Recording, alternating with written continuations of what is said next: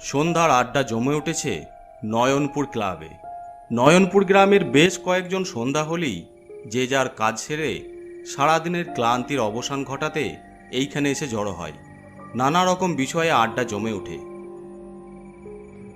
অবিনাশদা, তুমি জানলার বাইরে দিকে তাকিয়ে কি দেখছো? ওই যে ক্লাবের বাইরে কালো বাচ্চা বিড়ালটা বসে আছে, ওকে দেখছি। ওই বাচ্চা বিড়ালটাকে কদিন ধরে এখানে দেখছি। তুমি মাঝে কদিন আসনি বলেই দেখনি। কেউ মনে হচ্ছে একে এখানে ফেলে রেখে গেছে। সে কি, কারা ফেলে গেল তা তো জানি না, তবে মনে হচ্ছে কালো বিড়াল বলেই কেউ রেখে গেছে। কালো বিড়াল বলে? কালো বিড়াল তো অশুভ বলে মনে করে সবাই, সেই জন্য ওকে হয়তো ওর ভাগ্যের ওপর ছেড়ে দিয়েছে। অবিনাশ আরও কিছুটা সময় বিড়ালের বাচ্চাটাকে দেখে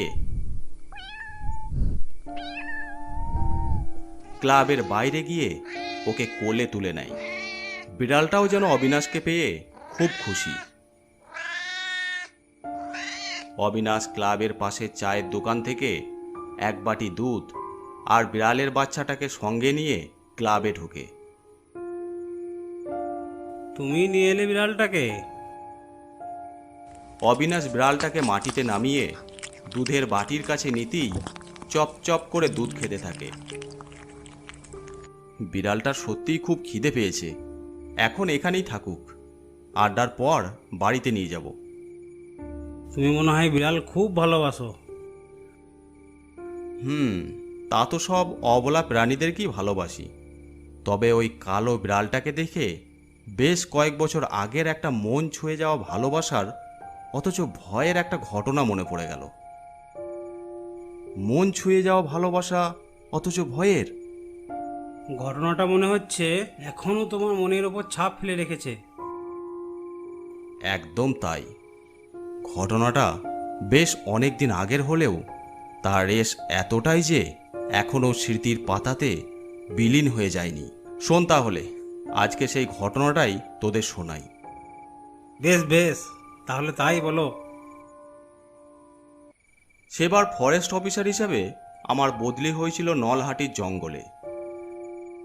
আমার ডিউটি সোমবার থেকে হলেও আগের দিন অর্থাৎ রবিবার সেখানে চলে যাই জায়গাটা ভালো করে চেনার জন্য। সেখানে পৌঁছেই জায়গাটা বেশ পছন্দ হয়ে যায়। অফিসে গিয়ে সবার সাথে পরিচয় হয়, আর তাদের থেকেই জানতে পারি জঙ্গলটা তেমন ঘন না হলেও যেসব কাঠের দাম প্রচুর সেই সব দামি দামি গাছ ছিল। ফরেস্ট বাংলোতে আমার থাকার বন্দোবস্ত হলো। আমার রান্না করার জন্য জগাইদা ছিল। মিশুকে মানুষটাকে আমার বেশ পছন্দ হয়ে যায়। তা জগাইদা, তুমি এখানে দীর্ঘদিন ধরে আছো, তাই অন্যান্য সবার থেকে এই জঙ্গলকে অনেকটাই বেশি ভালোভাবে চেনো। তা তো চিনি, এই জঙ্গলে তেমন কোনো ভয় নেই, তবে কাঠচোর আর হরিণ শিকারীর ভীষণ উপদ্রব।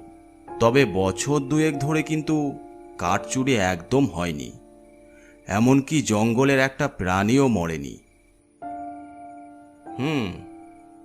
এই কথাটা কিন্তু তুমি ঠিক বলেছ। আমিও আজকে অফিসে গিয়ে ওই কথাটাই শুনলাম। বছর দুই আগে অবধি ওখানে মাঝে মাঝেই গাছের কাঠ চুরি হতো। অনেক চেষ্টা করেও চোরা শিকারীদের আটকানো যাচ্ছিল না।